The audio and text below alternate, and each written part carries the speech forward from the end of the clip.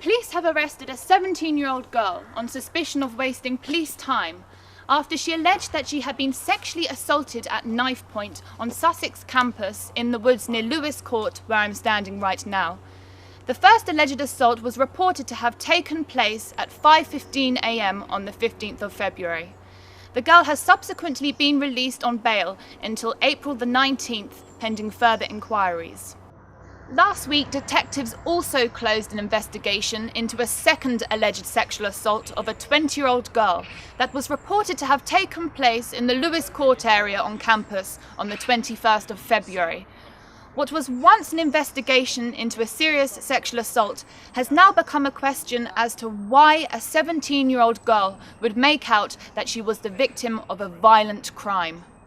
Detective Inspector Mick Jones of Brighton and Hove CID says that detectives investigating the two allegations of sexual assault at the University of Sussex have established that the incidents did not take place in the manner alleged. Empirical evidence on the true rate of false reports of sexual attacks is inconclusive.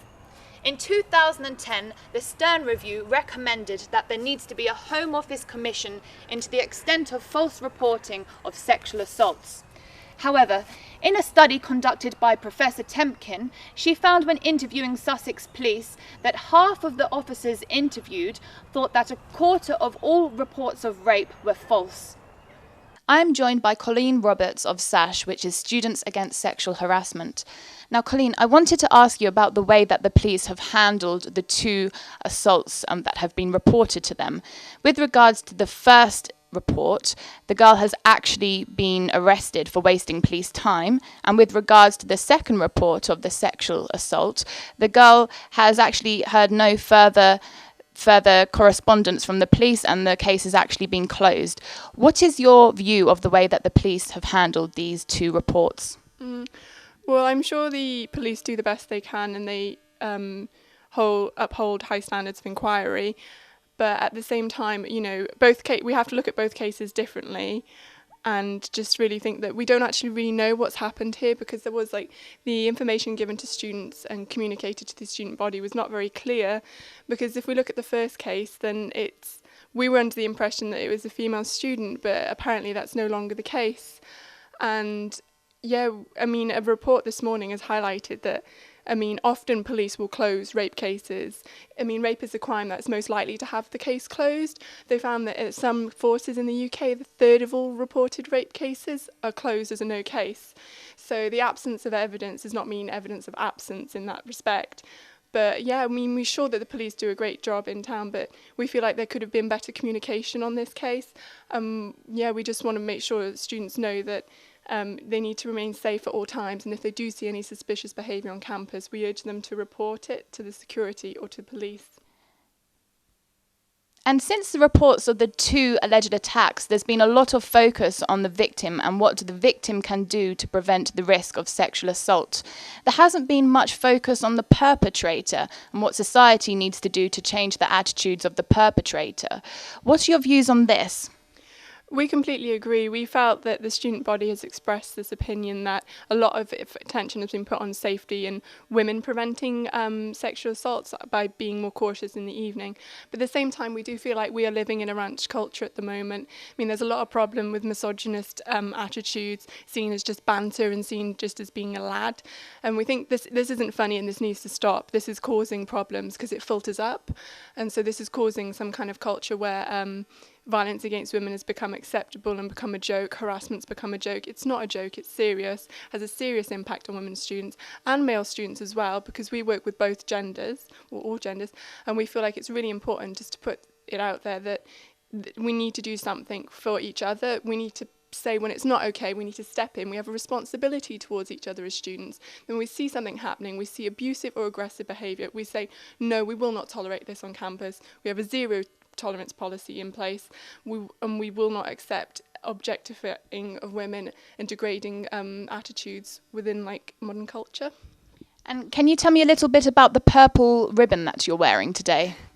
The purple ribbon originates Traditionally, it's domestic abuse campaigns that have used the purple ribbon as a solidarity amongst people against domestic abuse. But we decided to make the purple ribbons as part of our petition campaign, because we'll be petitioning the university this month, handing in a petition on International Women's Day to say that we hope the university will take more action to prevent sexual harassment and violence on campus, as well as to improve support for survivors. So we're asking everybody to wear the purple ribbon as a sign of solidarity, because I mean, although a lot of attention has been brought because of the past 2 cases, we were doing the petition beforehand because we already know that according to the NUS Hidden Marks report, 1 in 7 women students will experience serious sexual violence or physical violence whilst they're at university, but only 10% of those cases will be reported to the police. So this is really an ongoing thing that is continuously happening to students. So we feel like we need to really come together at this time and show support.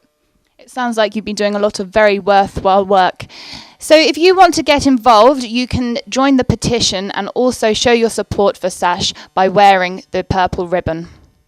Sussex police are keen to disassociate themselves from the often perceived image that they are mistrustful of victims of sexual attack. The detective inspector wants real victims of sexual assault to understand that regardless of what happened in this case, the CID will take investigations of sexual assault very seriously. Detective Inspector Mick Jones of Brighton and Hove CID says that Sussex police take allegations of sexual assault extremely seriously. All reported offences are subject to a thorough and professional investigation, with an emphasis on supporting the victim and gathering all available evidence to bring offenders to justice. The news of the false allegation comes in the same week as police in England and Wales have been criticised over the number of allegations of rape closed as a no crime in some forces. Overall, 12% of rapes are no crimed in 2010, compared to just 3% of all cases of GBH. I'm joined by Indi Hicks, who is the welfare officer at the Students' Union. Now, Indi, can you shed some more light on the recent developments? Unfortunately, the Students' Union doesn't have any more information than is given out on the press releases by the university. We're in conversations with the university at the moment about getting further information, but the university are quite limited in themselves. They can only really make public what the police have given them, and the police gives them quite limited statements to work from. But that's the next step for today, especially following the update last night, that we'll be in conversations with the university about increasing communication, especially with the Students' Union. I really feel that we should be updated, and to help the communication with students rather than just simply be giving a link to the website. And also, are you able to clarify whether the girl who was arrested, the 17-year-old girl, whether she was a student at Sussex University? Unfortunately, again, I just don't have any more information than students are given on the webpage, but that's another thing that we're going to be wanting to clarify with the university today. And I also wanted to ask you, what conversations have you been having with Sussex University in relation to sexual attacks on campus, and what is the union going to do to prevent sexual attacks? Okay, so I've been having conversations with the university about safety on campus since I started this job, and I think that anything that these cases have highlighted are the cracks in the system, basically. Whether these cases took place or not is almost separated from the fact that it's highlighted that there is a concern of safety on the campus. Students often don't know where to go to report these cases to. We need clear staff training for those staff on the front line. We need students to be able to be briefed on the legal system. What happens if they report it to the police? What happens if they report it to university? And the university themselves don't seem to be clear in what the process is. So I think the next step for this now is we have a new head of student services who started actually yesterday, and I now am going to be meeting with her. There's a meeting set up for later this week, hopefully, where we can work on an action plan and taking this forward, because I just think there's so much more that the university and the union need to be doing to prevent these cases, to support survivors of these cases, and to have a strong mode of reporting. Thank you so much, Indi. Thank you. It is not clear why the 2 separate allegations of sexual assault have been established as not taking place in the manner alleged. But what is clear is that the girl who once alleged a crime has now been arrested with the crime of making a false allegation herself. I'm Christelle McCracken, reporting for Uni TV.